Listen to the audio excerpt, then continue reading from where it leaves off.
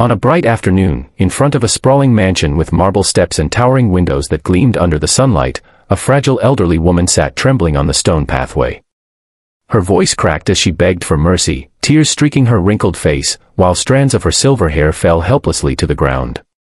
Kneeling beside her was a younger woman, dressed in elegance but laughing cruelly, scissors glinting in her hand as she continued to slice through the old woman's thinning locks. What no one expected was that inside that mansion lived a man of great wealth, a man who was respected and admired by many, yet in that moment, his heart was about to shatter in a way money could never fix. If you believe in kindness, compassion, and second chances, take a moment right now to like, comment, share, and subscribe to Kindness Corner. Your support helps us spread more stories that inspire and touch hearts. The old woman was named Margaret Elwood, mother of the wealthy and powerful Leonard Elwood.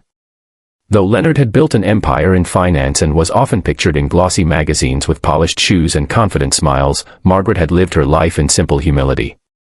She was known to her neighbors as a woman of kindness, one who offered a cup of tea to strangers and a warm embrace to anyone carrying sorrow. Her greatest pride was her son, whom she had raised alone after losing her husband when Leonard was still a boy. But in her old age, her strength had waned. Her steps were slow, her hands shook as she held onto her cane, and her once neatly styled hair had grown frail and thin. Margaret was vulnerable, and though her son's fortune could have sheltered her completely, Leonard trusted that his girlfriend, Vivian Hale, would treat his mother with respect and care whenever he was away.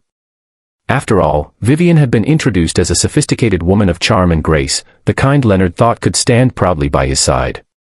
Yet that afternoon, behind the closed gates of their estate, Vivian revealed another face. Instead of kindness, she wore a smile that carried cruelty. Instead of lifting Margaret up, she mocked her fragility. "You look ridiculous with this hair," Vivian sneered, forcing Margaret into a chair. The old woman pleaded softly, clutching her shaking hands together, but Vivian only laughed, gripping the scissors tighter. Snip after snip, she cut, while Margaret sobbed and begged her to stop. The mansion's front lawn seemed endless and silent, save for the heart-wrenching sound of Margaret's cries. The sun glared mercilessly, casting long shadows that stretched across the stone path. Every tear that slid down Margaret's cheeks glistened in the light, making her pain all the more visible, yet Vivian's laughter only grew louder, feeding on her helplessness. At that very moment, Leonard was returning from a business meeting earlier than expected.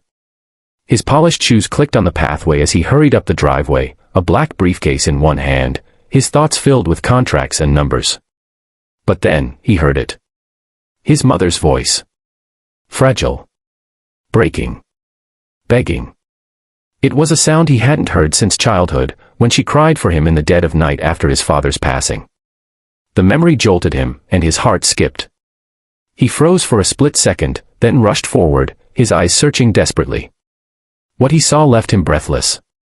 His mother, his pride, his protector, sitting on the cold ground with tears streaming down her face, her hair scattered around her like fallen leaves, and Vivian towering over her, laughing with cruel delight.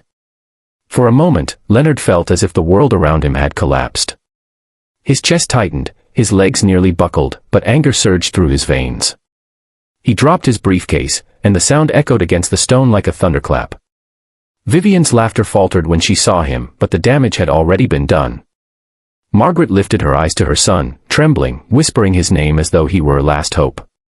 Leonard rushed to her, kneeling beside her and holding her shaking hands, his voice cracking with both fury and sorrow. In that instant, he realized that all the wealth in his possession meant nothing if he couldn't protect the woman who had sacrificed everything for him. Vivian tried to explain herself, her voice coated in excuses, but Leonard's gaze silenced her. He saw through her charm, through the polished image she had worn in public. What stood before him was not a partner but a person who had betrayed the very foundation of his heart. Without a word, he pulled the scissors from her hand and threw them aside. Then he turned his attention back to his mother, wrapping his arms around her, whispering promises that she would never again be left unprotected. The days that followed were filled with both sorrow and healing. Margaret, though deeply shaken, found comfort in her son's unwavering care. Leonard canceled meetings, postponed trips, and dedicated his days to being by her side.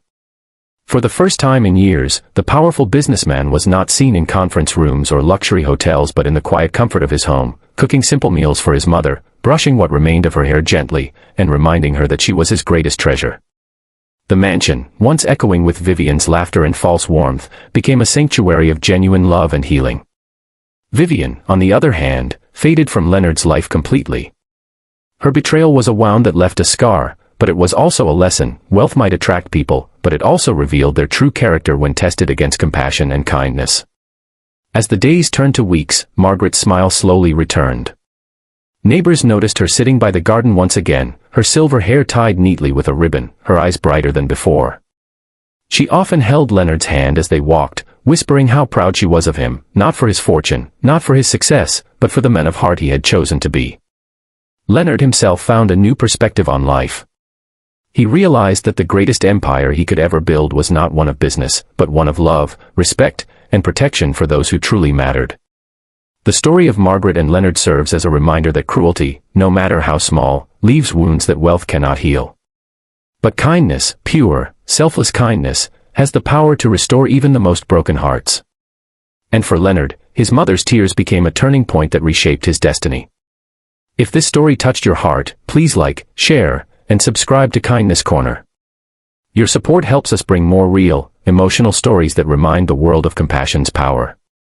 And before you go, let us know in the comments, what does kindness mean to you in moments when it matters the most?